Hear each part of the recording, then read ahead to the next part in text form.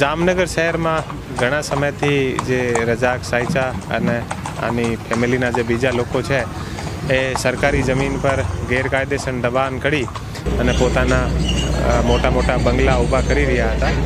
અને આ જે બંગલા છે આ બંગલામાં જુગાર, દારૂ અને આના ગેરકાયદેસર પ્રવૃત્તિ પણ ચલાવતા હતા.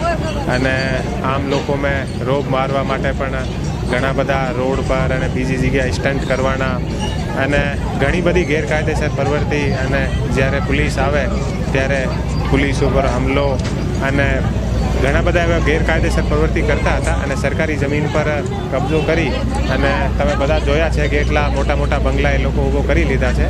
તો છેલ્લી જે લેન્ડ ગ્રેબિંગની કમિટી હતી આ કમિટીમાં આ જે પ્રોપર્ટી છે આ પર લેન્ડ ગ્રેબિંગ દાખલ થયો હતો અને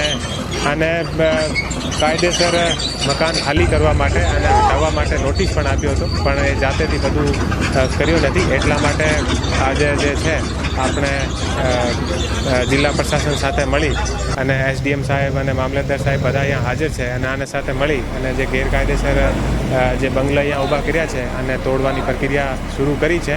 અને એવા જે પણ ગેરકાયદેસર સરકારી જમીન પર કબજો કરશે અને ગેરકાયદેસર રીતે લોકોને હેરાન કરશે તો કડકથી કડક કાર્યવાહી જામનગર પોલીસ કરશે.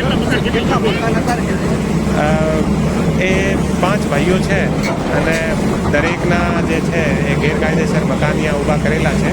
અને અત્યારે જે લેન્ડ ગ્રેબિંગ બધી ઉપર લેન્ડ ગ્રેબિંગની પ્રક્રિયા ચાલુ છે અને આજે આ બંગલા ઉપર કાર્યવાહી ચાલુ છે. શહેરમાં અન્ય જગ્યાએ દબાણ હટાવવામાં આવશે બધી જગ્યા અત્યારે પણ આગળ જે ડિમોલેશનની જે પ્રક્રિયા છે આ ચાલુ થવાની છે. અને અમારી તરફથી જે પણ જેએમસી અને ડિસ્ટ્રિક્ટ પ્રશાસન જે પણ જગ્યા અમારે સાથી બંદોબસ્ત માંગશે આ જગ્યા અમે લોકો બંદોબસ્ત ઉપલબ્ધ કરાવીશું.